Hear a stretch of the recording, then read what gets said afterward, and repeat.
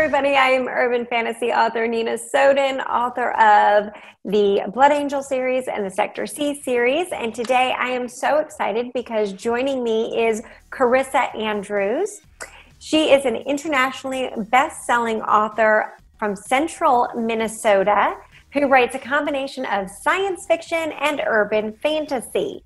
Her plans for this year include launching a young adult, new adult, paranormal, supernatural thriller series called the Windhaven Witches. That should come out this fall, 2020. She keeps sane by chilling with her husband and 5 kids. Don't know how that works because my 2 kids make me insane. She likes playing with art in its various forms and seeking out life's mysteries. You can learn more about Carissa and her upcoming books by visiting her website, www.carissaandrews.com. So without further ado, tell us a little bit about yourself. Well, hello. I think you just told a great deal about me. Everything. That's all there is. That's it. That's all there is. And I mean, we had beer. like that whole big mouthful of information when it comes to like the genres that I kind of mash up together, so it all works. Yeah. Yeah, so I'm also into urban fantasy, so I'm so excited to be on your show. I'm so excited to meet you in person. It's so exciting. But yeah, so there's so many different things that I do, and I don't know how I manage it with all those kids either. It's a blur. Okay, yeah, they keep you busy. I know mine right now are virtual schooling it. So are yours home schooling right now? We have a combination. We have 2 that are total distance learners. They're doing it 100% home. Yeah. One that is hybrid learning, so he goes in 2 days a week, the rest are from home. And one that is actually in school 5 days a week because he's a kindergartner, and they couldn't figure out how to do that. Yeah. So. Yeah. Okay. Yep. Wow, you are kept on your toes. For sure. How long have you been writing, and how many books do you have out there published right now? Awesome. Well, I've been writing probably my whole life. I'm sure you get that a lot. But professionally, since 2010 is when I first started, where I was like, you know what, I think I'm going to write a novel, and I'm going to get it out there. So Okay. about 10 years for that. And since that time, let's see, I have 12 fiction titles and 1 nonfiction out there. Wow, that is awesome. Now, are they all series related, or are they individual books? There's kind of a combination. I have 2 series. So the Windhaven Witches, which you announced, just started launching. So technically, while I say 12, there's 4 that are in the process of launching, but they're written. Wow. But they're rapid releasing. And so Secret Legacy launched on Tuesday. That was the first book. And Soul Legacy is launching October 6th. So it's like they're going to start rolling out pretty quickly here. The first series that I did, though, was the Pendamis Chronicles. And that's what I started writing way back in that 2010 timeframe.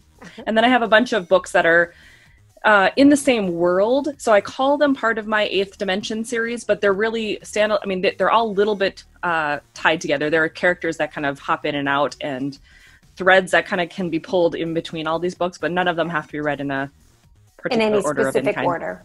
Okay. So you mentioned 2 that are launching right now. Are these your new releases? Tell us a little bit about them and how that came about. I mean, 4 books basically launching almost simultaneously. What made you not launch them individually as you wrote them? Sure. Well, I really wanted to test the idea of rapid releasing because for me, it's always been something that's been very appealing, and I wanted to see what's the hype about it. How does that type of launch really differ? Yeah. And so this is my first time doing a full series rapid release. When I did the Pendamis Chronicles, the first book came out, and then it was like 3 years before book 2 came out. And so it was like, everyone forgot about it. Yeah. And the last 2 did rapid release, and it kind of revived the series. And I was like, okay, so I know that it has an effect. Revivability, I guess.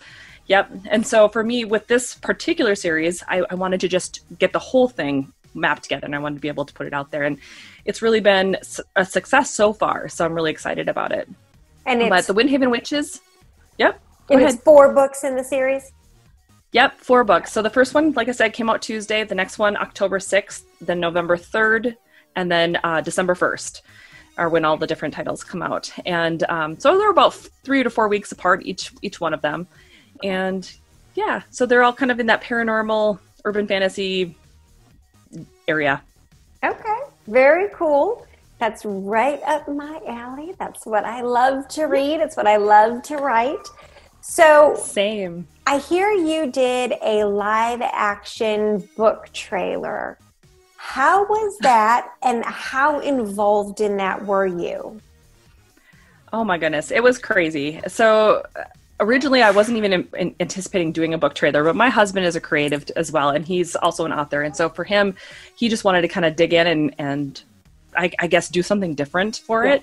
So he wrote the script, and he, so I was involved in the aspect of like reading and making sure things looked good and everything was going well, casting, that sort of thing. But for the most part, he did the whole thing. And so it's a lot of his brainchild, his take of what he read. And he's one of my beta readers, of course. So he's read everything and knows where the series is going and all that good fun stuff. But it was a lot of fun. It was actually different from what I anticipated too, because I've never done a live action trailer or anything like that. So it was neat to be able to see the sets and see the people and see the lighting and fog machines. I mean, the whole 9 yards. It was crazy. And he did everything. He filmed it. Yes. That is awesome. So you will have to share that link with me so that I can share that with our viewers as well. So what does the next book in the Windhaven Witches tell us, give us? Give me just a little snip of it. Sure. Well, the first book is really all about the secrets, kind of what comes about from the main character's past that she wasn't even aware of. So her kind of uncovering the secrets of her life, her powers, the manor that she lives at, so her father's ancestral home, some of the weird things that are kind of going on there. Book 2 really is about the essence of a soul. What is a soul? What needs to happen with a soul? Because the whole series is going to be, in some way, shape, or form about death. The main character, I don't know if I want to give it away, but she has some gifts tied to death. I think most people who have seen pretty much anything that I put out there right now about it has probably stumbled on at least that little tidbit. Okay. And so Soul Legacy really kind of goes more towards learning about what it means to really be alive and what it means to be able to have powers that maybe can tread that line between life and death. Yeah. So, yeah. Okay. So where did your story ideas come from? Oh, geez. The very first, Secret Legacy, I actually got it from a weird dream I had when I was 14, which was strange. 14. You held on to that for a long time. That's amazing. It felt like a past life memory. It was one of those dreams that was so jarring. When I woke up, I was like, I have been at this place before, and I couldn't quite figure out why. And so I actually wrote my very first novel ever when I was 14 years old, gave it to my poor English teacher who, for whatever reason, bless her heart, read it. And I remember thinking it was the greatest thing ever. I'd been reading a lot of Fear Street and, Christopher Pike novels, things like that back in those days.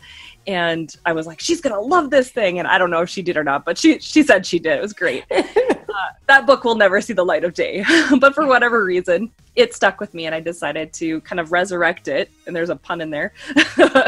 So that it could really become something a little bit bigger now that I've had, my writing legs for a bit. Now, I hear that you are donating the royalties or a portion of the royalties for Secret Legacy to the American Cancer Society. Is that true? Yep. Why? Yep. Tell us. Well, I for my entire life, I grew up having a brother who had terminal brain cancer. And so we knew very young that he was probably not going to live very long. So we found out as a family when he was almost 2 years old, and I was about 5. Oh. And they thought he probably wouldn't live past 3 years old. And he went on to live to be 35. So he outlived all of those expectations. Wow. But my entire life and my childhood was really revolving around, whether or not he would survive. And, is the tumor going to come back? Is anything going to change? He never was quite normal in a real sense. And so we were always having to kind of help him out and do different things. So for me, it was something that kind of has always been in my life. But when he passed away finally in 2016, it was something that stuck in my mind. I think that's where this series really springs from, is the idea of death and like, where do we go from there? Yeah. And donating to the American Cancer Society felt like the right decision to donate the 50% of the royalties for this year, just kind of in honor of him. And then I ended up losing my grandma this year, and I ended up losing my father-in-law this year. And I have a dear friend who is fighting pancreatic cancer this year. And so it was like everything kind of pointed towards this was the right decision. And I'm so glad that I'm doing it. And hopefully it will help someone who is going through this journey of, trying to rehabilitate from cancer, at least have a somewhat better life. That's so awesome. That is amazing. Now, do you have a donate page on your website or anything like that as well? No, not a donate page, just literally it's through the book. So it doesn't matter which version of the book, it's the ebook or the paperback. 50% of the royalties from either one throughout the rest of this year are going to be going to the American Cancer Society. There is a page about it and about the why. So if they go to my website, at the very top, there's a link that says American Cancer Society. Okay. And you could do that. Otherwise, it's carissaandrews.com/secret legacy-AMC. Awesome. Well, we will share that as well with our viewers, because I think that's an amazing cause. That is great. So you've written 12 books, and I know personally how attached writers can get to their books. We all have our favorites. Which one is yours? Oh my goodness. I would have to say, as much as I love the Windhaven Witches, and I really, really do, there is one character who has just stolen my heart, and I'm going back to her in 2021, and that is Diana Hawthorne. She is from the Oracle, what is going to be the Diana Hawthorne mystery series, psychic mystery series, but she's the one that kind of steals the show, and she does actually make an appearance in the Windhaven Witches. So. Okay. And that answers, I guess, my next question, which is what comes next? So in 2021, I suppose her stories are coming. Yep. So we'll be launching, there's 5 books that are going to be coming out next year, one every other month. So starting in February, it's not going to rapid release in a sense of every single month, but we are doing every other month. So are they all written? They are in the process of being written. So we've got it going, but they're not completely 100% finished yet. Okay, so talk to me a little bit about that. What is your writing process? Clearly, you write multiple books at a time.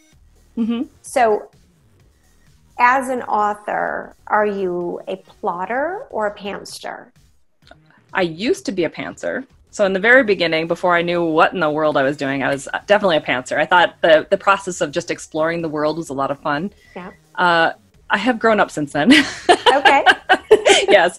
So for me, in order to be able to write fast and to be able to rapid release, I need to be able to know where I'm kind of going. Yeah. So I do sit down and I come up with the series arc if I'm doing it as an ended series. And then I'll sit down and try to do the outline for each individual book, making sure that it kind of weaves in and out of the other books. Yep. And I do that really by sitting down and kind of going even in depth by doing chapter by chapter and trying to see, okay, where are the acts falling and how are things happening and how can it eventually tie to the next books. And I'll try to do all of them. If I know that there's 4 books or 5 books, I'll try to do that all in one brainstorming session or in a couple of days so that I can see that overall picture very clearly before I move on to the writing part.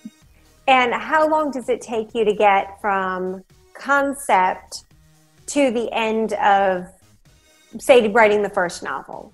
If you do that whole overarching arc for, say, a 4-book series like your most recent one, how long did it take you to go from concept through that brainstorm to plot everything out and then complete your books? And did you start all 4 of them at the same time? Sort of. So I started the concept part of it that I think probably took about 2 days in order to sit down and really think about the concept, to go through chapter by chapter and try to come up with the synopsises for each book and each chapter and the outlines. But once that was finished, so once the 2 days were up, it took me probably, I think I'm pretty good about writing the whole novel from start to finish in about 6 to 8 weeks is my goal. And so I've gotten it down pretty well.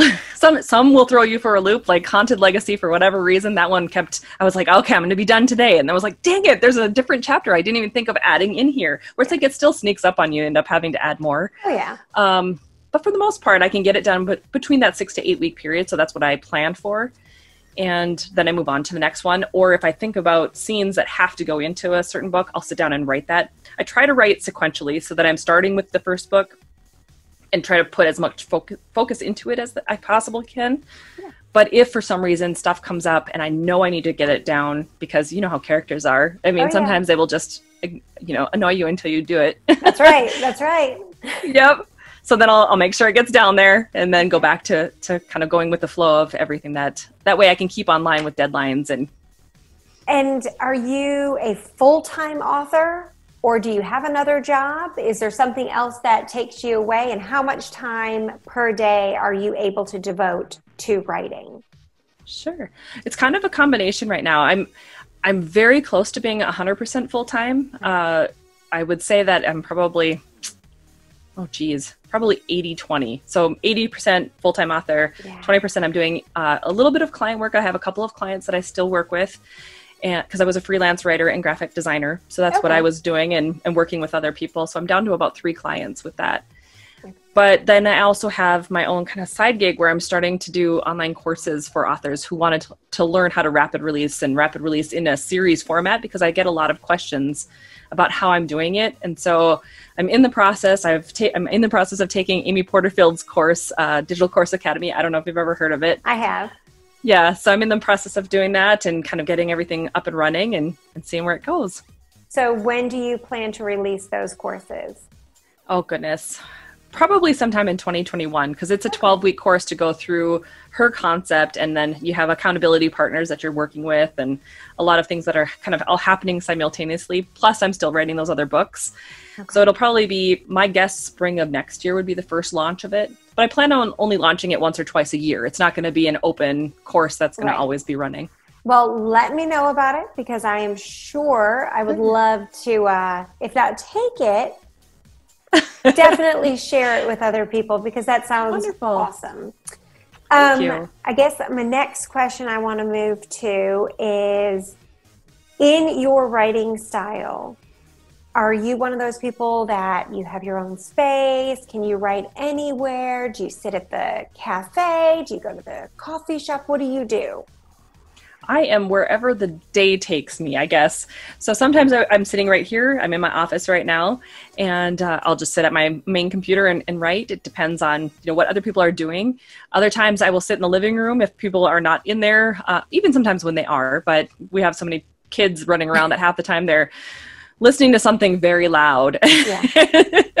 So, but I can do it. I have my laptop. For years, that was the only place I could write. I didn't have an office or an office location. So I've kind of learned to be able to do that pretty much anywhere I plunk my butt. Yeah. But I like to be outside. I like sitting at the picnic table or sitting in our gazebo and just kind of relaxing outside when it's not too cold or too buggy. Okay. And sometimes at the coffee shop too. So 6 to 8 weeks per book. How long are your books typically? Are they novellas? Are they novels? Full length? The majority of them, I would say, are about 60 to 64,000 words. So novel length. So, yeah. Yep. They hit that 50,000. Yep. That's amazing. Okay. Yep. And you said that your husband is also an author. Yep. What type of stuff does he write? Well, he writes more, I guess, science fiction adventure type stuff. Okay. He's got one book that's out, and that was the book he was working on when we originally met. He was from England, and we met talking about our first books back in 2011, actually. So it was kind of one of those weird things where he came here and he hasn't written since. So how does he feel about the fact that the wife is going beyond and has 12 books out and he's still at #1? I think he likes it in a sense, because he does a lot of other things. He's very creative, so he does a lot of things. He's more of a hands-on person. So right now he has a business where he does creative furniture. So it's all custom furniture and fractal arted furniture, if you know what that is. It's where you burn electricity through the wood. And so he has a lot of cool, fun projects that he does on the side. And then obviously he likes filming as well. So he's trying to dabble into that concept more so than writing books. Although I know he does get a little bit jealous where he wants to be able to write, but it's too chaotic with all the kids over here. I understand that. I understand. All right. So do you have anything else you would like to share with our viewers that we have not already touched on? Oh my goodness. I have no idea, actually. My mind has just drawn a blank. That's okay. I think we're good. Happens a lot. All right. So I like to end all of my interviews with James Lipton's famous 10 questions from inside the actor's studio. So without overthinking things too much, answer the questions as quickly with whatever comes up into your mind. Make sense? All right. Yep. Number 1, what is your favorite word? Rude. That seems to be it for right now. I don't know why. What is your least favorite word? Moist. I get that a lot. What turns you on? Oh my goodness. Intelligence. What turns you off? Rude people. Go figure with the rude word. Thing, right? Yeah, what sound or noise do you love? Laughter, like little kid giggles. Yeah. I love that. What sound or noise do you hate? Beatboxing from children. So really bad beatboxing. Really bad beatboxing. Yeah. What is your favorite curse word? Oh, geez. Damn it. Okay. Probably damn it. What profession other than your own would you like to attempt? Professional violinist. Oh, okay. Right? Yeah, that's awesome. What profession would you not want to do? Garbage man. Ooh. Yeah, me neither. Right? Yeah. If heaven exists, what would you like to hear God say when you arrive at the pearly gate? She's in the wrong place.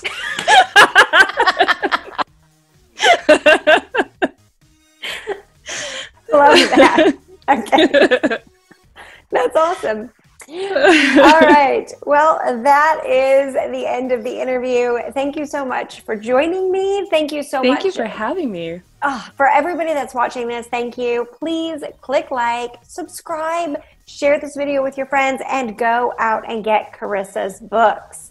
The links to order them will be in the description below, so make sure you check them out. Support her. Support the National Cancer Society by buying that book, and 50% of your purchase will go towards them. All right. Have a great day, everybody.